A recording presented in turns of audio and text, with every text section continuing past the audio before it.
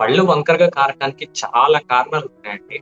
First thing ఏంటంటే మీరన్న ప్రశ్నలోనే major గా పిల్లల్లోనే ఎక్కువ గమనిస్తామండి ఇది.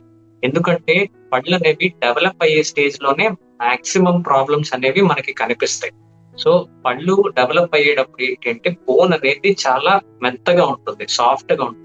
అట్లాంటి టైంలో ఏంటి అంటే పిల్లలకి ఏమైనా దెబ్బ తగిలినా, లేకపోతే పిల్లలు ఏమైనా హ్యాబిట్స్ ఉన్నా, అంటే అలవాట్ల మూలాన కూడా మనకి పళ్ళు అనేది వంకర తిరగటం కానీ, ముందుకి వెనక్కి రావటం కానీ జరుగుతుంది.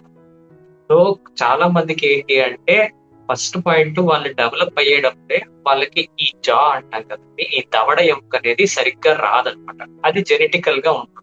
అలా ఉన్న టైంలో ఏంటంటే ఈ దవడ ముందుకు రాకపోయినా లేదా మరీ ముందుకు వచ్చినా రెండు ప్రాబ్లం. దానివల్ల పళ్ళు అనేవి వంకరగాను మరియు ఎత్తుగాను వచ్చేస్తాయి. అది ఒక రీజన్. అలా కాకుండా మనకి మనం చేసుకునేది ఏముంటుంది అంటే పిల్లలుగా ఉన్నప్పుడు 4-5 సంవత్సరాల వయసులో ఉన్నప్పుడు ఏంటంటే చాలా మందికి ఈ ఆ బొటన్ వేలు చీకే అలవాటు. ఇది చీకేటప్పుడు ఏంటి అంటే స్లోగా పై పళ్ళు అనేవి ముందుకు వస్తూ ఉంటాయి అన్నమాట. ఎందుకంటే మనం దాన్ని ప్రెషర్ ఇస్తాం, అంగిట్లో పెట్టి ప్రెషర్ తో వస్తాం. సో దానివల్ల పై పళ్ళు అనేవి ముందుకు వచ్చే అవకాశం ఉంటుంది. సో ఇది కరెక్ట్ టైంలో హ్యాబిట్ అనేది ఆపలేదనుకోండి, ఈ అలవాటు మూలన ఎత్తుపళ్ళు అనేవి వచ్చే అవకాశం ఉంటుంది.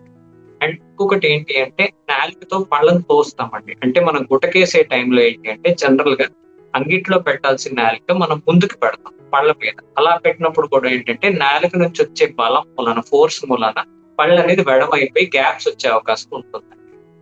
అండ్ ఇంకోటి ఏంటంటే అండి, చాలా మందికి గోర్లు తినే అలవాటు.